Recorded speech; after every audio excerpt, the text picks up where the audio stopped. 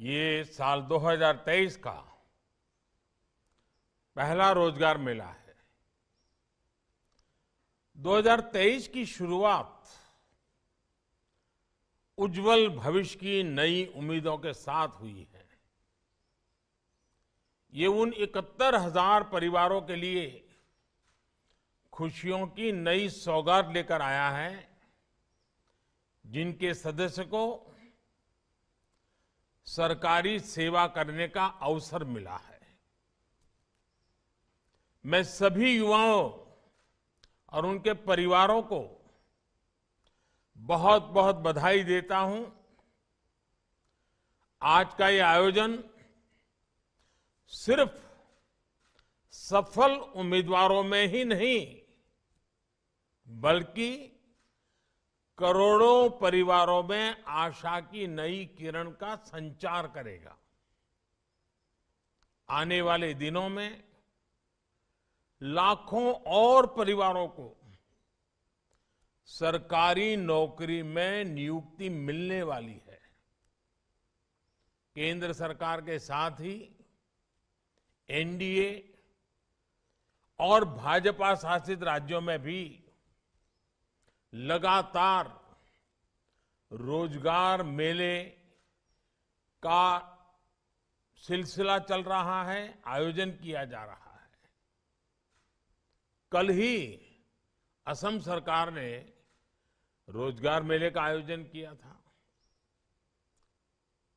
मुझे बताया गया है कि आने वाले कुछ ही समय में मध्य प्रदेश, उत्तर प्रदेश, महाराष्ट्र और उत्तराखंड जैसे अनेक राज्यों में रोजगार मेले होने वाले हैं। निरंतर हो रहे ये रोजगार मेले अब हमारी सरकार की पहचान बन गए हैं। ये दिखाता है कि किस तरह हमारी सरकार जो संकल्प लेती है उसे सिद्ध करके दिखाती है। आपको याद होगा, पिछले साल धनतेरस के पावन अवसर पर पहले रोजगार मेले का आयोजन हुआ था। आज मुझे रोजगार मेले में सरकारी सेवा पाने वाले कुछ युवा साथियों से बातचीत करने का भी मौका मिला। उनके चेहरे पर खुशी और संतोष का भाव साफ दिख रहा है। उनमें से ज्यादातर बहुत ही सामान्य परिवार के सदस्य हैं और उनमें कई ऐसे युवा हैं जो पूरे परिवार में पिछली 5 पीढ़ी में सरकारी सेवा, सरकारी नौकरी पाने वाले परिवार के पहले सदस्य हैं। उन्हें खुशी सिर्फ इस बात की नहीं है कि उन्हें सरकारी सेवा करने का, सरकारी नौकरी करने का मौका मिला है। उन्हें इस बात का भी संतोष है कि पारदर्शी और स्पष्ट भर्ती प्रक्रिया होने की वजह से उनकी योग्यता का सम्मान हुआ है। आप सबने भी इस बात को महसूस किया होगा कि भर्ती प्रक्रिया में व्यापक बदलाव हुआ है। केंद्रीय सेवाओं में भर्ती प्रक्रिया पहले की तुलना में ज्यादा स्ट्रीमलाइन और टाइम बाउंड हुई है। साथियों, आज आप भर्ती प्रक्रिया में जिस पारदर्शिता और जिस रफ्तार को देख रहे हैं, वो सरकार के हर काम में दिख रहा है। एक समय था जब नियमित तौर पर होने वाले प्रमोशन में भी अलग अलग वजहों से अड़चनें आ जाती थी। हमारी सरकार ने अलग अलग विवादों को निपटारा किया। कोर्ट कचहरी के भी मामले ढेर सारे होते हैं। लंबे समय से रुके हुए प्रमोशनों को बहाल करने की प्रतिबद्धता दिखाई। पारदर्शी तरीके से भर्ती और पदोन्नति युवाओं में भरोसा जगाती है। ये पारदर्शिता उन्हें बेहतर तैयारी के साथ कंपटीशन में उतरने के लिए प्रेरित करती है। हमारी सरकार इसी दिशा में निरंतर काम कर रही है। साथियों, आज जिन्हें नियुक्ति पत्र मिला है, उनके लिए ये जीवन का एक नया सफर है। सरकार का एक अहम हिस्सा होने के नाते विकसित भारत की यात्रा में आपकी सक्रिय भागीदारी रहेगी, विशेष जिम्मेवारी रहेगी। आप में से ज्यादातर लोग सरकार के प्रतिनिधि के तौर पर सीधे लोगों से जुड़ेंगे। आप में से हर कोई अपने तरीके से लोगों के जीवन को प्रभावित करेगा। आपने सुना होगा, व्यापार कारोबार की दुनिया में कहा जाता है कि कंज्यूमर इज ऑलवेज राइट। वैसे ही शासन व्यवस्था में हमारा मंत्र होना चाहिए, सिटीजन इज ऑलवेज राइट। वही भावना हमारे भीतर की सेवा प्रवृत्ति को और ताकत देती है। आपको ये कभी भूलना नहीं चाहिए कि जब आप सरकार में नियुक्त होते हैं तो उसे गवर्नमेंट सर्विस कहा जाता है, जॉब नहीं कहा जाता। अगर प्राइवेट में जाते हैं तो कहते हैं जॉब करते हैं, सरकार में आते हैं तो कहते हैं सेवा करते हैं। अगर आप सेवा भाव को मन में रखकर इन 140 करोड़ मेरे देशवासियों की सेवा करना इतना बड़ा सौभाग्य मिलेगा, जीवन में एक अवसर मिला है, और उस भाव से हम काम करेंगे तो इसका लोगों पर सकारात्मक असर पड़ेगा और आपको भी अपने काम में आनंद आएगा।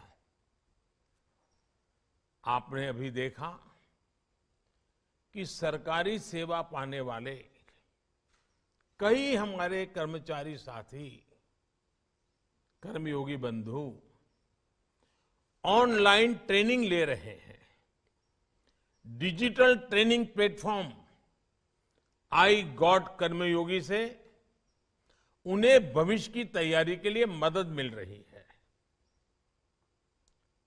ऑफिशियल ट्रेनिंग प्रोग्राम से अलग इस प्लेटफॉर्म पर और भी कई कोर्सेज हैं जो आपकी व्यक्तिगत क्षमता बढ़ाने में, आपके व्यक्तित्व के विकास में, आपकी सोचने की गहराई में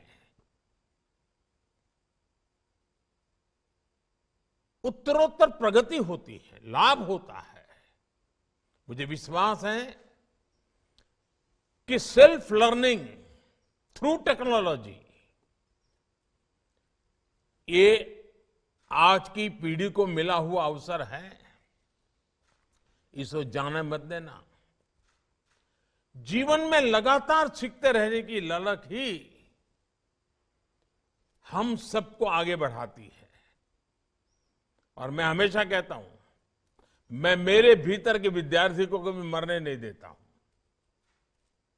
आप भी कहीं पर भी पहुंचे, आप लगातार कुछ न कुछ सीखते जाइए, जो आपकी क्षमता बढ़ाएगा, जिस इंस्टीट्यूट से आप जुड़े हैं उसकी क्षमता बढ़ाएगा, और इन सब का प्रयास से ही भारत की क्षमता बढ़ेगी।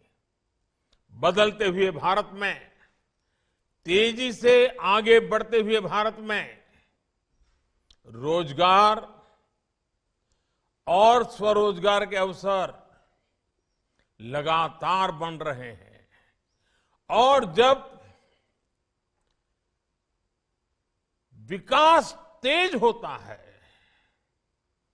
तो स्वरोजगार के अवसर अनगिनत मात्रा में बढ़ने लगते हैं, जो आज भारत अनुभव कर रहा है।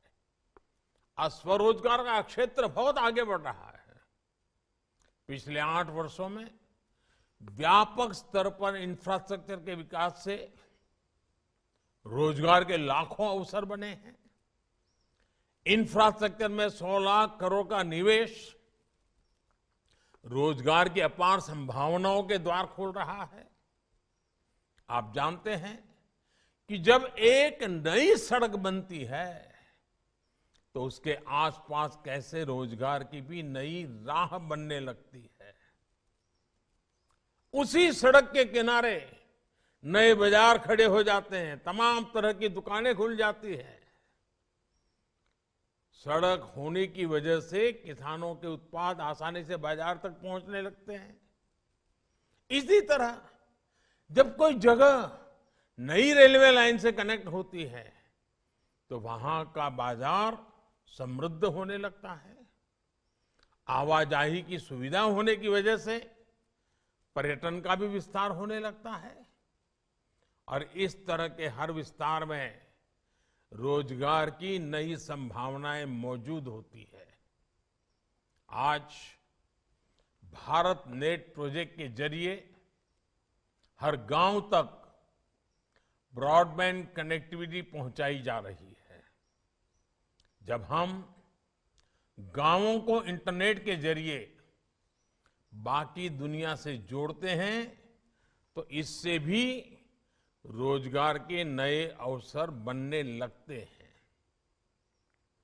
टेक्नोलॉजी को ना समझने वाला व्यक्ति भी ये जानता है कि पहले जिन कामों के लिए भागदौड़ करनी पड़ती थी वो अब मोबाइल या कंप्यूटर पर एक क्लिक में हो जाता है। हम देखते हैं कि इस सुविधा का लाभ लेने के लिए कई बार वो टेक्नोलॉजी के किसी जानकार की मदद चाहता है और सामान्य मानवी की इसी जरूरत से रोजगार की नई नई संभावनाएं पैदा हो रही है। आज गांवों, कस्बों या शहरों में भी ऐसे एंटरप्रेन्योर्स दिख जाएंगे जो लोगों को ऑनलाइन सेवाएं देने में अपना एक नया क्षेत्र खोल करके काम आगे बढ़ा रहे हैं। आज भारत के छोटे छोटे शहरों में लोग जिस तरह स्टार्टअप शुरू कर रहे हैं वो अपने आप में नई पीढ़ी के लिए आकर्षण का केंद्र बना हुआ है, आत्मविश्वास का केंद्र बना हुआ है। और स्टार्टअप की सफलता ने युवा शक्ति के सामर्थ्य की एक दुनिया भर में पहचान खड़ी की है। साथियों, आप में से ज्यादातर नौजवान बेटे बेटियां बहुत ही सामान्य परिवार से आए हैं। यहां तक पहुंचने के लिए आपने कड़ी मेहनत की है। आपके माता पिता ने भी बहुत कष्ट झेले हैं। आज आपको स्थायी भाव से 140 करोड़ देशवासियों की सेवा करने का अवसर मिला है। लेकिन अपने अंदर उस भावना को हमेशा जिंदा रखे जिसने आपको यहां तक पहुंचने के लिए प्रेरित किया था। हमेशा सीखते रहे, हमेशा अपनी स्किल्स को अपग्रेड करते रहे और आगे बढ़ने की कोशिश करते रहे।